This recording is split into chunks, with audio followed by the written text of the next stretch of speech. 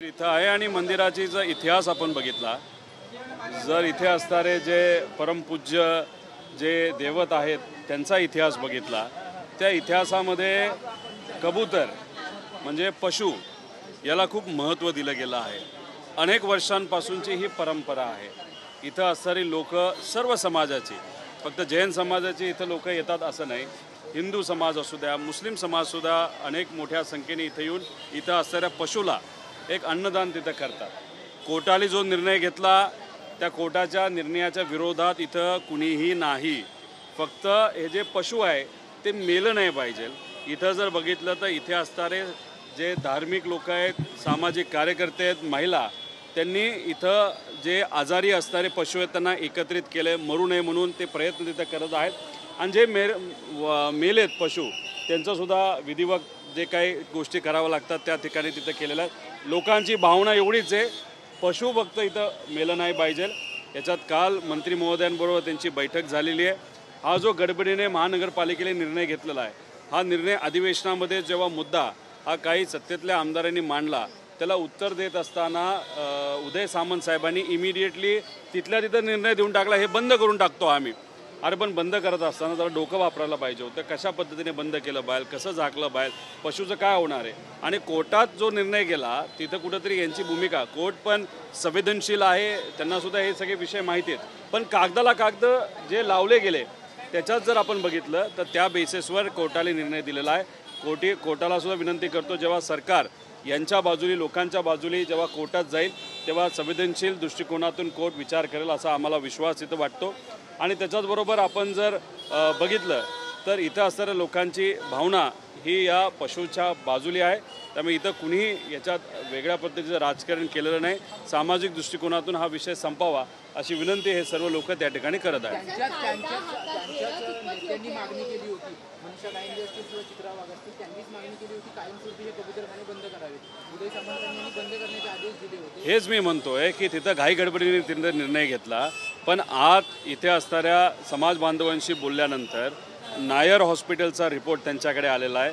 त्याच्यात KEM हॉस्पिटलचा सुद्धा रिपोर्ट आलेला आहे की इथे असणारे हे जे कबूतरखाना आहे या परिसरामध्ये या पशुमुळे कुणालाही किती रोग झाला आहे याचा एक अंदाज काढला. आणि त्याच्यात जो रिपोर्ट आला आहे तो तसं बघितलं तर नकारात्मक आला आहे. कोणाच्या बाजूली आला आहे तर कबुतरांमुळे इथं रोगराई वाढली असं नाही, असं तिथं असणाऱ्या सर्व हॉस्पिटलने तो निकाल दिला आहे. तो तसं बघितलं तर या समाज बांधवांच्या बाजूली सकारात्मक आहे.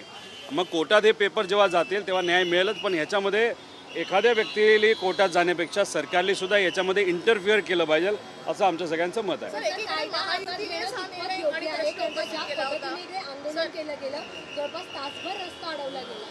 आता जेव्हा एखादी भूमिका, आता इथं असणारे जे समाज बांधव आहेत त्यांचं मत आहे की कुठल्याही पशुला हानी नाही झाली पाहिजे, मनुष्याला हानी नाही झाली पाहिजे, पशुला हानी नाही झाली पाहिजे. पण तुम्ही समजून घ्या, त्यांच्याकडे जर व्हिडिओज गेले की कबूतरं मेले आहेत, मरतायत, तडपतायत, ते हे बघून लोक भावनिक झाले. आणि लोकल अख्ख्या मुंबईमधून इथं येऊन भावनिक दृष्टिकोनातून त्यांनी आंदोलन केलं. तुम्ही म्हणता ते योग्य आहे की अशा पद्धतीने तुम्ही कोर्टाच्या विरोधात आंदोलन करू शकत नाही, पण भावनेला पण कुठं ना कुठेतरी किंमत दिली गेली पाहिजे. आणि सरकारकडनं सुद्धा मला विनंती करायची, शेतकरी, कष्टकरी, युवा, विद्यार्थी, नाहीतर असे काही धार्मिक विषय असतात त्यात जेव्हा आंदोलन केलं जातं तेव्हा भावनिक बाजूसुद्धा समजून घेतली पाहिजे. कोणावरही कारवाई होऊ नये, न इतर आंदोलनामध्ये, अशी भूमिका आणि विनंती या सरकारला आम्ही सर्वजण करतो.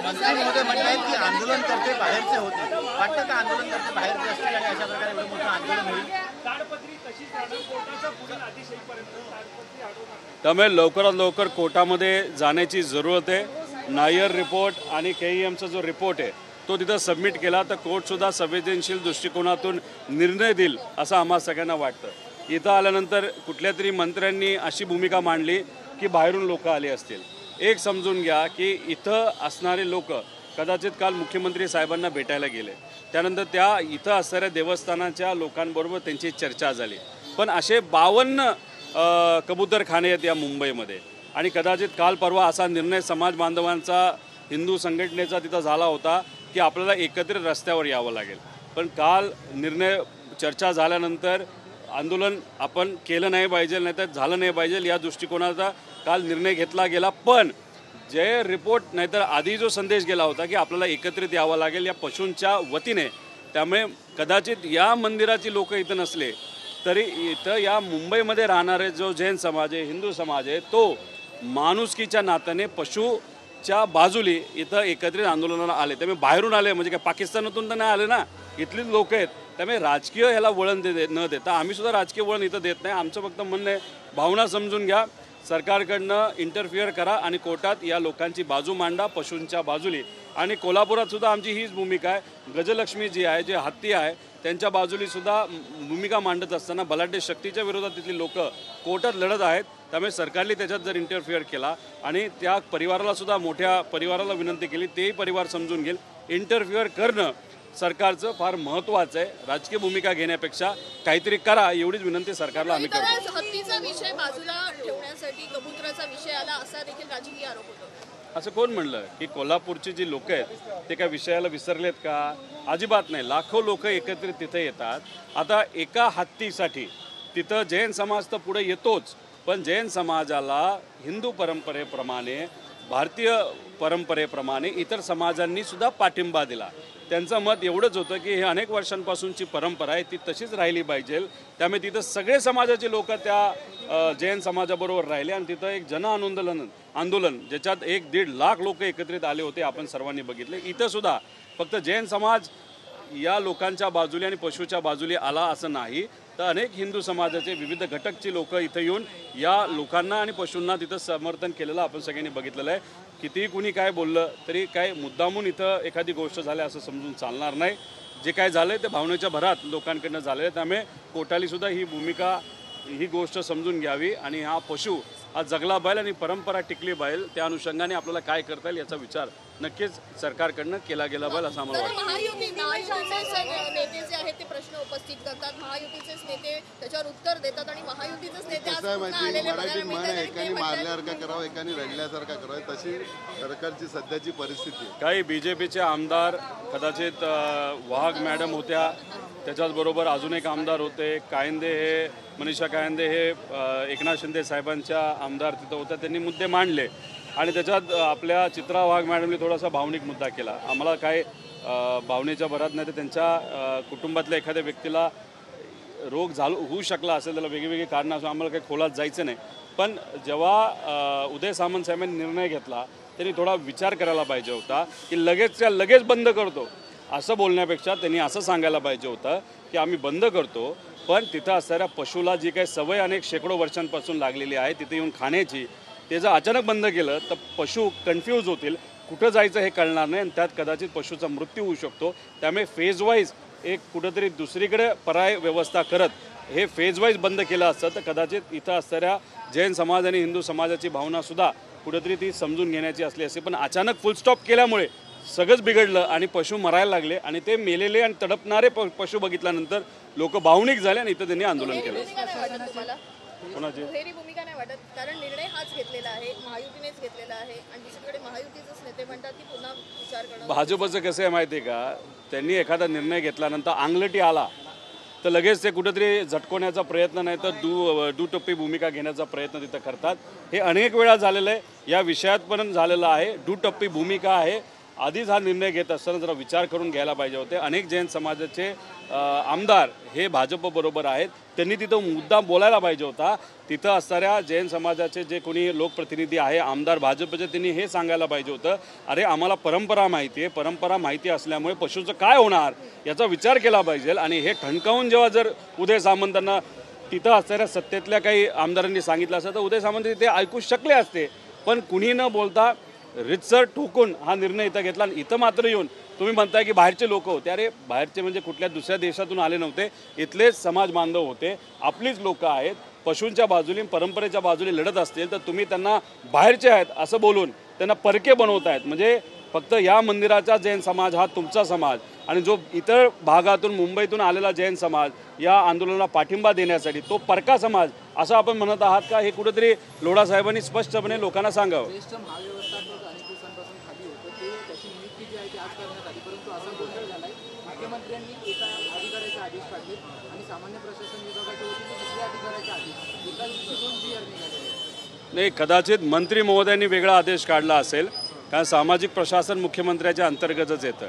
आणि जर सामाजिक प्रशासनाने वेगळा आणि मुख्यमंत्र्यांनी वेगळा काढला असेल तर या सरकारमध्ये चाललंय तरी काय असा प्रश्न निर्माण होतो. म्हणजे अधिकाऱ्यांची मनमानी एका बाजूला सुरू आहे, मंत्र्यांचं काय चाललंय मंत्र्यांना तिथं माहीत नाही. मुख्यमंत्री हे राजकीय दृष्टिकोनातून कुठेतरी बिझी आहेत. आता कल्याणमध्ये सुद्धा तिथं असणारे काही लोक आंदोलन करत आहेत एका कॉन्ट्रॅक्टर आहेत एका बिल्डरच्या विरोधात. सरळ सरळ लोकांच्या बाजूली भूमिका घेणं हे महत्त्वाचं होतं. मुख्यमंत्री साहेबांनी आदेश दिले की लगेचच्या लगेच त्या बिल्डरवर कारवाई करा, पण ते बिल्डर आहे एकनाथ शिंदे साहेबांच्या पक्षातला एका व्यक्तीचा फार जवळचा, त्यामुळे तिथले पोलीस काय कारवाई करेना. म्हणजे मुख्यमंत्री कोण तर होम मिनिस्टर, त्यांनी आदेश देऊन सुद्धा जो तिथं ठाण्यामध्ये त्या कल्याणमध्ये आदेश ऐकला जात नसेल तर याच्यावरनं एवढंच कळतं की सामान्य लोकांचं सोडा, जे आपले होम मिनिस्टर आहेत त्यांचं सुद्धा पोलीस प्रशासन दुर्दैवाने ऐकत नाही गरिबाच्या बाजूने. सर, हिंदी में जानना चाहोगे बोलो. आज जो प्रोटेस्ट हुआ तो आपको क्या लगता है सरकार को इंटरव्यू करना चाहिए? सरकार को इंटरव्यू करने की ज़रूरत है. ठीक है, ये जो निर्णय लिया गया था ये अधिवेशन में उत्तर देते वक्त सरकार के ही एक मंत्री ने वहाँ पे निर्णय लिया था कि ये जो सब कबूतर खाना बंद होने चाहिए, वहाँ पे थोड़ी चर्चा होनी चाहिए थी.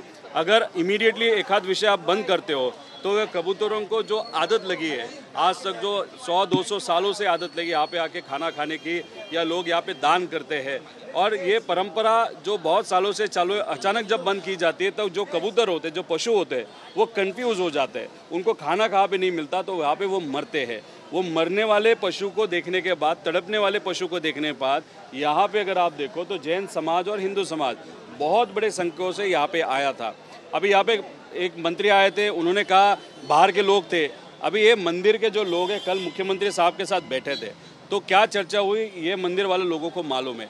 लेकिन ये जो जैन समाज, लेकिन बाकी शहरों के जो अदर एरियाज है वहाँ पे रहने वाला जैन समाज यहाँ पे आता है, आंदोलन करता है, और मंत्री बोलते हैं ये बाहर वाले लोग थे, ये क्या पाकिस्तान से तो नहीं आए थे, ये यहाँ के जैन समाज के लोग, लेकिन सिटी के दूसरे एरिया से आए होंगे. तो उनको आप परका या पराया ऐसे क्यों समझा, ऐसे स्टेटमेंट क्यों दिया. दूसरा, सरकार ने ये पहले निर्णय लिया था, अभी सरकार के ही नेता बोल रहे कि नहीं नहीं ये तो कुछ हम इसमें से मार्ग निकालेंगे. अभी कोर्ट का विषय क्या था, जो महानगर पालिका ने निर्णय लिया था या सरकार ने दिया था, उसको उन्होंने प्रोटेक्ट इसलिए किया कि जो इन्फॉर्मेशन कोर्ट में वहाँ पे दी गई थी वो इनकम्प्लीट थी. अगर कंप्लीट इन्फॉर्मेशन वहाँ पे दी, जैसे कि यहाँ के जो लोग हैं उनके पास कंप्लीट इन्फॉर्मेशन है, नायर हॉस्पिटल का रिपोर्ट है, KM हॉस्पिटल का रिपोर्ट है कि इस एरिया में ये जो पशु है उनके कारण यहाँ पे डिजीज़ वहाँ पे नहीं स्प्रेड हुआ. ये पुरावा है, ये प्रूफ है उनके पास. ये अगर दिया होता तो वो जीत जाते थे. अभी कोर्ट को भी हम विनती करते हैं, कोर्ट के खिलाफ कोई भी नहीं है, निर्णय के खिलाफ नहीं है, लेकिन लोग भावनिक हो यहाँ पे हुए थे तो कोर्ट ने इस चीज़ को थोड़ा सा दुर्लक्ष्य करना चाहिए. सरकार ने इसमें इंटरफेयर करके ये केस सरकार के माध्यम से लड़नी चाहिए.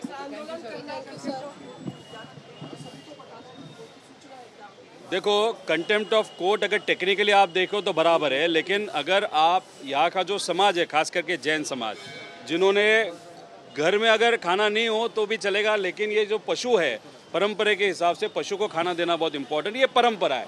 अगर जिस पशु को उन्होंने आज तक अपने बच्चों की तरह संभाला वो उन्हीं के आंखों के सामने मर रहे, तड़प रहे, वो देखने के बाद लोग भावनिक होते हैं. वो भावनिक हुए, उन्होंने आंदोलन किया, खत्म. तो उनका कोई भी वहाँ पे कोर्ट का जो निर्णय था उसके खिलाफ जाना, ऐसा कोई भी भावना नहीं थी. मैं सरकार को विनती करता हूँ कि कोर्ट के यहाँ पे नायर का रिपोर्ट है और उसी के साथ जो KM का रिपोर्ट है, मेडिकल रिपोर्ट है, वो वहाँ पे सबमिट करे. और इन लोगों के तरफ से कोर्ट में अगर सरकार लड़ेगी तो विजय डेफिनेटली हो सकता है.